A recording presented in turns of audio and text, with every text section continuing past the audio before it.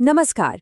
आज के इस विश्लेषण में हम शरीर के पिछले हिस्से यानी पोस्टीरियर चेन की कमजोरियों, चोटों के पीछे छिपे बायोमैकेनिक्स और बेहतर रिकवरी के विज्ञान पर गहराई से चर्चा करेंगे। तो चलिए, बिना किसी देरी के इस रोमांचक विषय में उतरते हैं। इस विश्लेषण में हमारा सफर कुछ इस तरह रहेगा। सबसे पहले कमजोर पोस्टीरियर चेन, फिर चोट की एनाटमी, स्ट्रेचिंग की सच्चाई, पीएनएफ की ताकत, एसेंट्रिक स्ट्रेंथनिंग और आखिर में नॉर्डिक कर्ल। शारीरिक कमजोरियों के मूल कारणों से लेकर विज्ञान पर आधारित स्ट्रेचिंग तक हम हर पहलू को कवर करेंगे। तो पहला हिस्सा है कमजोर पोस्टीरियर चेन और एंटीरियर पेल्विक टिल्ट। ये पॉस्चर से जुड़ी एक ऐसी समस्या है जो आज लाखों लोगों को परेशान कर रही है, चाहे उनका काम दिन भर कुर्सी पर बैठने का हो या भारी वजन उठाने का। दरअसल एंटीरियर पेल्विक टिल्ट या एपीटी एक ऐसा मस्कुलर असंतुलन है जो शरीर में एक तरह का डोमिनो इफेक्ट पैदा करता है।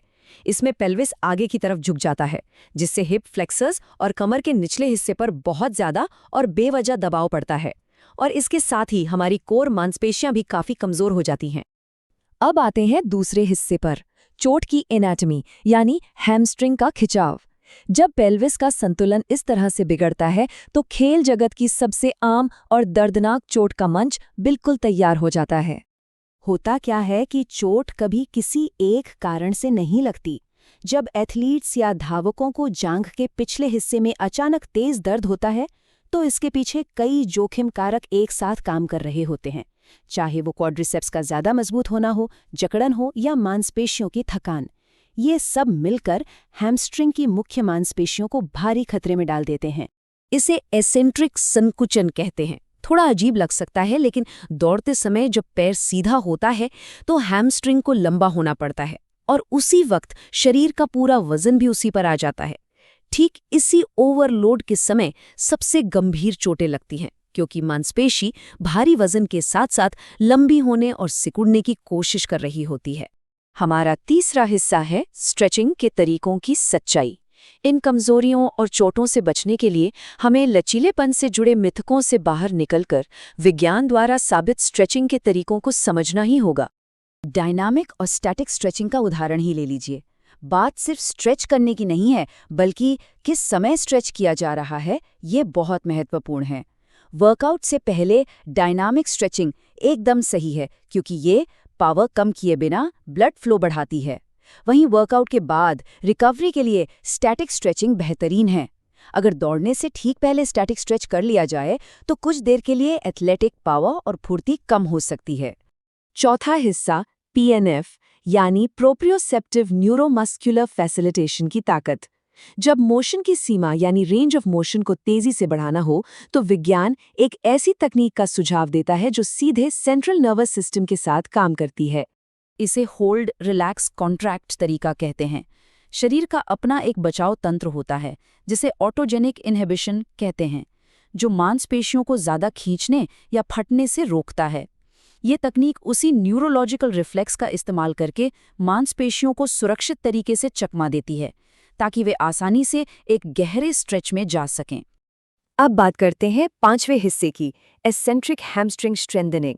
एक बार जब शरीर में लचीलापन आ जाए तो दर्द, कमजोरी और बार बार चोट लगने के चक्र को हमेशा के लिए तोड़ने के लिए एसेंट्रिक व्यायाम किए जाते हैं। इसका एक बेहतरीन उदाहरण प्रोन हैमस्ट्रिंग कर्ल है। ये एसेंट्रिक ट्रेनिंग की नींव है। इसमें पैर मोड़ते वक्त तेजी से संकुचन करते हैं और फिर 5 सेकंड गिनते हुए धीरे धीरे पैर को छोड़ते हैं। असली खेल है मांसपेशी को लंबे समय तक तनाव में रखना, जिसे टाइम अंडर टेंशन कहते हैं, क्योंकि इसी से मांसपेशी मजबूत बनती है। जैसे जैसे रिकवरी आगे बढ़ती है, सीटेड थेराबैंड कर्ल और एक्सरसाइज बॉल ब्रिज जैसे व्यायामों को शामिल किया जाता है। इनमें थोड़ी अस्थिरता होती है और पैर सीधे करते समय बहुत कड़े नियंत्रण की जरूरत होती है। यही नियंत्रण हैमस्ट्रिंग के टेंडन्स को और भी ज्यादा मजबूत बनाता है। और अगर चोटों से बचने के एलीट लेवल ट्रेनिंग की बात करें तो नॉर्डिक हैमस्ट्रिंग कर्ल और स्टिफ लेग्ड डेडलिफ्ट जैसे एडवांस्ड मूवमेंट्स आते हैं। नॉर्डिक कर्ल में गुरुत्वाकर्षण के खिलाफ लड़ते हुए केवल अपनी हैमस्ट्रिंग की ताकत के भरोसे धड़ को जितना संभव हो सके उतनी धीमी गति से नीचे लाना होता है। आखिरी और छठा हिस्सा, नॉर्डिक कर्ल का प्रयोग और एक वैज्ञानिक विश्लेषण। चलिए देखते हैं कि इस व्यायाम के दौरान किए गए छोटे छोटे बदलाव विशिष्ट मांसपेशियों पर क्या और कैसे असर डालते हैं। क्योंकि हैमस्ट्रिंग हमारे पैर के निचले हिस्से के घुमाव या टिबियल रोटेशन को नियंत्रित करती है, तो खेल वैज्ञानिकों ने एक सवाल उठाया। उन्होंने जांच की कि क्या पैर के पंजों को अंदर या बाहर की तरफ मोड़ने से हैमस्ट्रिंग की अंदरूनी या बाहरी मांसपेशियां अलग-अलग तरीके से सक्रिय होती हैं। जब डेटा सामने आया तो नतीजे काफी चौंकाने वाले थे। पहले ये माना जाता था कि पैर को बाहर की तरफ मोड़ने से बाहरी मांसपेशियां ज्यादा काम करेंगी, लेकिन हुआ बिल्कुल उल्टा। आंतरिक घुमाव यानी इंटरनल रोटेशन ने लगभग हर पैमाने पर सबसे ज्यादा सक्रियता दिखाई। इसने एक बहुत ही साधारण सी उम्मीद को पूरी तरह गलत साबित कर दिया। इस रिसर्च से बिल्कुल साफ हो गया कि इस व्यायाम के दौरान बाइसेप्स फेमोरिस नाम की मांसपेशी लगातार सबसे ज्यादा मेहनत करती है, चाहे पैर की स्थिति कुछ भी हो। ये इस बात का पक्का सबूत है कि एसेंट्रिक बायोमैकेनिक्स की दुनिया असल में कितनी जटिल है।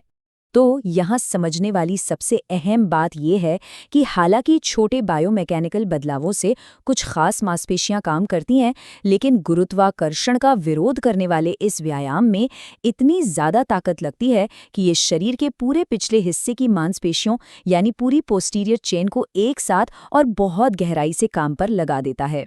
इस पूरे विश्लेषण के बाद एक बहुत ही दिलचस्प सवाल उभर कर सामने आता है।